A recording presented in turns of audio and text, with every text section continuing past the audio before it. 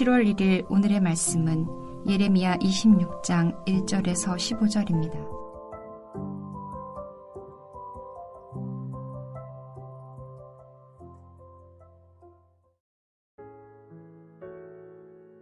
유다의 왕 요시야의 아들 여호야김이 다스리기 시작한 때에 여호와께로부터 이 말씀이 임하여 이르시되 여호와께서 이와 같이 말씀하시니라.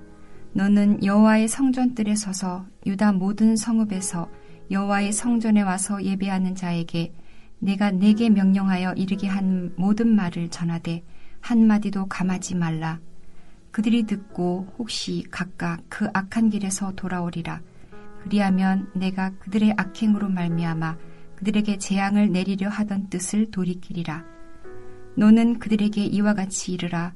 여호와의 말씀에 너희가 나를 순종하지 아니하며 내가 너희 앞에 둔 내 율법을 행하지 아니하며 내가 너희에게 나의 종 선지자들을 꾸준히 보내 그들의 말을 순종하라고 하였으나 너희는 순종하지 아니하였느니라. 내가 이 성전을 실로같이 되게 하고 이 성을 세계 모든 민족의 저주거리가 되게 하리라 하셨느니라. 예레미야가 여호와의 성전에서 이 말을 하매 제사장들과 선지자들과 모든 백성이 듣더라. 예레미야가 여호와께서 명령하신 말씀을 모든 백성에게 전하기를 마치매 제사장들과 선지자들과 모든 백성이 그를 붙잡고 이르되 내가 반드시 죽어야 하리라. 어찌하여 내가 여호와의 이름을 의지하고 예언하여 이르기를 이 성전이 실로같이 되겠고 이 성이 황폐하여 주민이 없으리라 하느냐 하며 그 모든 백성이 여호와의 성전에서 예레미야를 향하여 모여드니라. 유다의 고관들이 이 말을 듣고 왕궁에서 여호와의 성전으로 올라가 여호와의 성전 새 대문의 입구에 앉음에 제사장들과 선지자들이 고관들과 모든 백성에게 말하여 이르되 이 사람은 죽는 것이 합당하니 너희 귀로 들음같이 이 성에 관하여 예언하였음이라. 예레미야가 모든 고관과 백성에게 말하여 이르되 여호와께서 나를 보내사 너희가 들은 바 모든 말로 이 성전과 이 성을 향하여 예언하게 하셨느니라. 그런즉 너희는 너희 길과 행위를 고치고 너희 하나님 여호와의 목소리를 청종하라. 그리하면 여호와께서 너희에게 선언하신 재앙에 대하여 뜻을 돌이키시리라. 보라, 나는 너희 손에 있으니 너희 의견에 좋은 대로 옳은 대로 하려니와 너희는 분명히 알아라. 너희가 나를 죽이면 반드시 무죄한 피를 너희 몸과 이 성과 이 성 주민에게 돌리는 것이니라. 이는 여호와께서 진실로 나를 보내사 이 모든 말을 너희 귀에 말하게 하셨음이라. 안녕하세요. 7월 1일 월요일 말씀 묵상 함께 하겠습니다. 오늘부터 예레미야 말씀을 묵상합니다. 작년 7월과 8월에 예레미야 절반을 묵상했으니 11개월 만에 다시 예레미야 묵상을 하게 되었습니다. 예레미야서는 예언자 예레미야의 활동을 배경으로 합니다.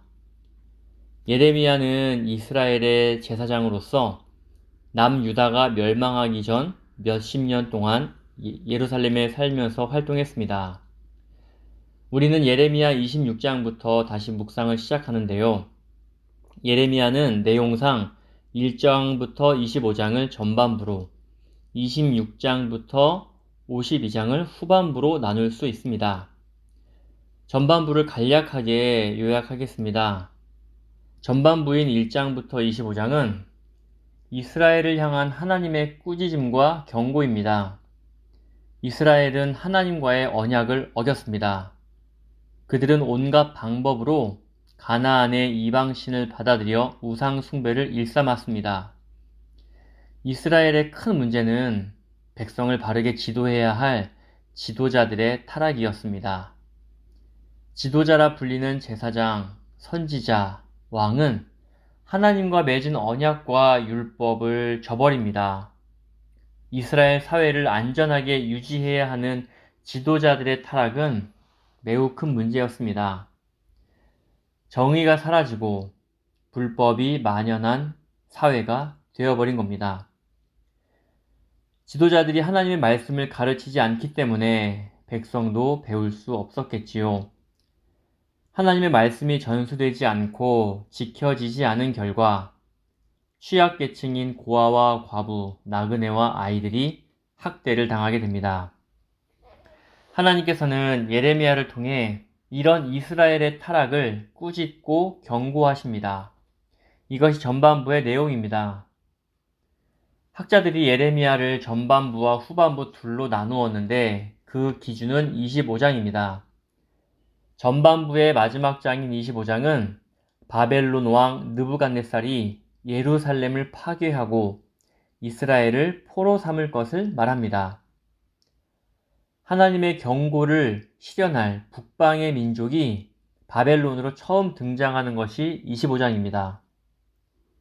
하나님의 경고에도 불구하고 회개하지 않는 이스라엘의 심판은 바벨론에 의해 현실이 되고 맙니다. 바벨론의 공격에 의한 심판이 우리가 묵상할 26장부터 시작됩니다. 그래서 25장을 기준으로 전반부와 후반부로 나누는 겁니다. 예레미야는 전체 52장으로 되어 있는데 분량상으로도 전반부와 후반부가 절반씩 차지하고 있습니다. 여기까지 예레미야에 대해 짧게 설명을 드렸는데요. 예레미야서 개관을 작년에 지목사님께서 하셨습니다. 혹시 예레미야에 대해 더 알고자 하신다면 2023년 7월 6일 새벽 말씀 묵상을 찾아보면 도움이 될 것입니다. 우리가 오늘 묵상할 예레미야 26장은 예레미야가 성전에서 말씀을 선포하기 때문에 성전 설교라 할 수 있습니다. 예레미야는 요시야의 아들 여호야김이 다스리기 시작한 때에 하나님의 말씀을 받습니다. 이때는 주전 608년입니다. 이스라엘의 역사가 급변하는 시기이기도 합니다. 종교개혁을 시도한 요시야가 주전 609년에 무깃도에서 사망하고 그의 아들 여호아하스가 왕이 되지만 통치 3개월 만에 애굽으로 끌려갑니다. 그리고 애굽은 여호아하스를 대신하여 여호야김을 왕으로 옹립했습니다. 이처럼 유다의 왕좌는 이방 나라에 의해 좌우되는 위기의 시기였습니다. 바로 이 시점에 예레미야가 하나님의 말씀을 선포합니다. 하나님께서는 여호와의 성전 뜰에서 예배하는 자들이 모두 듣도록 예레미야를 통해 명령하십니다. 성전 뜰에서 선포한다는 것은 그 선포된 말씀을 듣는 모두가 하나님을 섬기겠다고 모인 사람들이라는 것을 의미합니다. 하나님께서는 성전에서 하나님을 섬기는 의식만 하는 자들을 기뻐하지 않으시고 그들이 악한 길에서 돌아오기를 바라십니다. 성도 여러분, 악한 길이란 무엇일까요? 율법을 떠난 삶입니다. 하나님을 주인으로 삼지 않고 이방신을 섬기거나 자기 욕심을 채우기 위해 이웃을 고통스럽게 하는 불의한 삶에서 돌아서라는 것입니다. 하나님께서는 이런 삶에서 회개하고 돌아선다면 심판 내리기로 결정한 자신의 의지를 돌이키겠다고 선언하십니다. 부모가 된 성도님들은 하나님의 마음을 이해하실 것입니다. 자녀를 훈육할 때 가장 중요한 것은 잘못을 하지 않는 것이 아니라 잘못을 깨닫고 반복하지 않는 것입니다. 잘못했더라도 다시 기회를 주는 것이죠. 죄를 지은 지금의 모습에서 새로운 모습으로 나아지기를 기대하는 것이 훈육입니다. 하나님의 마음도 똑같습니다. 죄를 지은 모습에서 돌이켜 하나님의 말씀 안으로 들어오는 것을 기대하십니다. 이것은 순종입니다. 그래서 26장 4절과 5절에 순종이 반복해서 나옵니다. 사무엘상 15장 22절의 말씀처럼 하나님께서는 제사보다 순종을 좋아하십니다. 하나님께서 순종을 기대하시나 이스라엘은 순종에 실패했습니다. 끝끝내 돌이키지 않습니다. 순종하지 않는 이스라엘에게 하나님은 징계를 내리실 것입니다. 6절을 보면 예루살렘의 성전을 실로와 같이 하시겠다 하십니다. 실로는 언약궤가 안치된 곳으로 이스라엘에서 가장 먼저 세워진 성소입니다. 그러나 실로 성소는 이스라엘 백성의 타락으로 폐허가 된 곳입니다.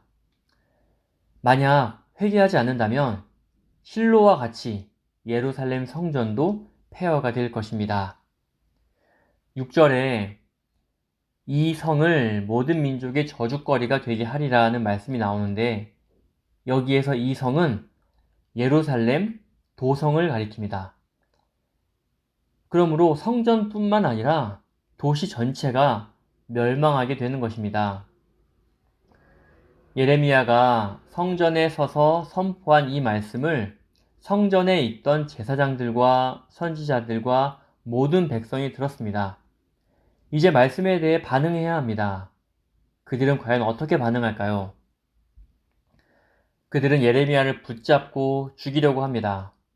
예레미야는 여호와의 이름으로 선포하였지만 이스라엘은 그의 선포에 귀 기울이지 않았습니다. 이는 6절에 나타난 예레미야의 선포 내용 때문입니다. 내용은 이 성전이 실로같이 되겠고 이 성이 황폐하여 주민이 없으리라입니다.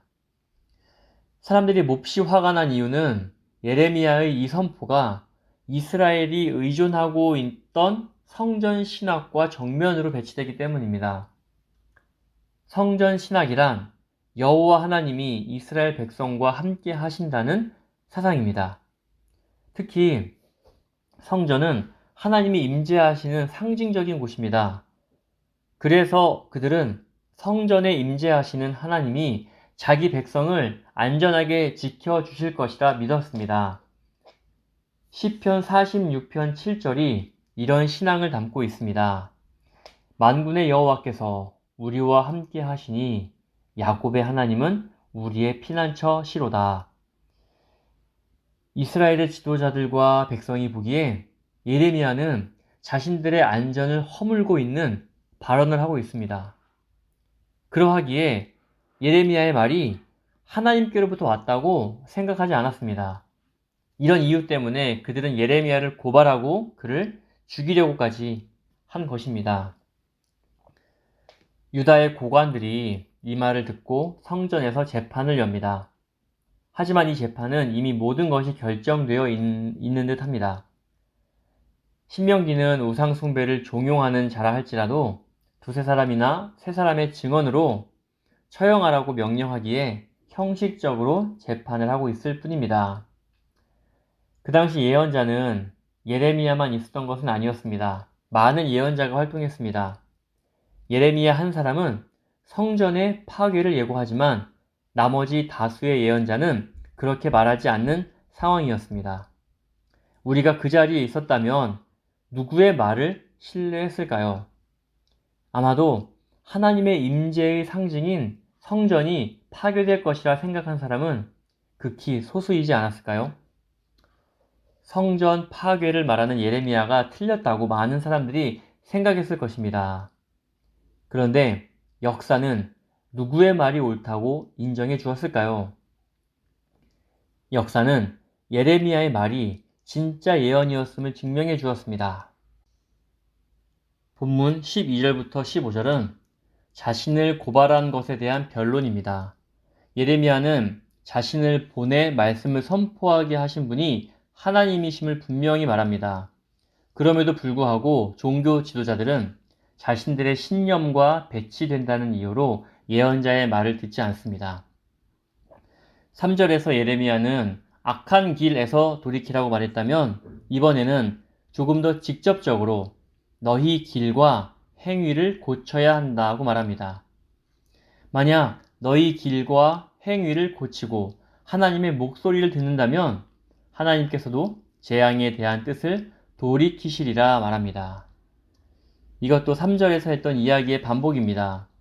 하나님께서는 기회를 주십니다. 그런데 그 기회를 놓친다면 심판은 피할 수 없습니다. 성도 여러분, 오늘 묵상에서 기억에 남는 것은 자신들의 신념을 신앙으로 생각했던 사람들의 모습입니다. 제사장들, 선지자들, 모든 백성들이 여기에 해당합니다. 예레미야는 그들의 신념을 갈아엎기 위해 선포했지만 신념을 뛰어넘지 못했습니다. 신념이 이미 신앙이 되어버렸기 때문입니다. 예레미야가 하나님께 받아 선포한 말씀을 우리가 잘 기억했으면 좋겠습니다. 예레미야의 선포는 악한 길에서 돌이키라는 것이었습니다. 하나님께서 주신 율법을 듣고 순종하지 않았던 삶이 악한 길이었습니다. 이 말씀을 받아들여야 하지 않을까요? 하나님께서 선포하신 말씀보다 내가 가지고 있는 신념을 높이 둔다면 말씀이 들어올 틈이 없습니다. 성도 여러분, 오늘 나는 어떤 신념을 갖고 있는가요? 그 신념이 하나님의 말씀보다 위에 있는 건 아닌가요? 내 신념을 뒤흔드는 것이 하나님의 말씀인지 아니면 사탄의 유혹인지 기도하지 않는다면 분별하기 힘들 것입니다. 우리는 하나님의 말씀을 내 신념보다 위에 두고 그 말씀 앞에 항상 겸손해야 할 것입니다. 너희는 너희 길과 행위를 고치고 하나님께로 돌이키라. 그리하면 하나님께서도 재앙의 뜻을 돌이키신다는 이 예레미야 예언자의 선포를 잘 간직하길 진심으로 소원합니다. 기도하겠습니다. 전능하신 하나님, 하나님께서 주시는 말씀 앞에서 겸손해지길 원합니다. 하나님의 말씀은 사람을 살리는 생명임을 믿습니다. 악한 길에 서 있는 나를 돌아보고 하나님께로 돌이키길 원합니다. 말씀으로 나를 가르쳐 주시옵소서. 주님의 말씀이 내 발의 등불이 되어 주셔서 나를 인도하소서. 예수님의 이름으로 기도합니다. 아멘.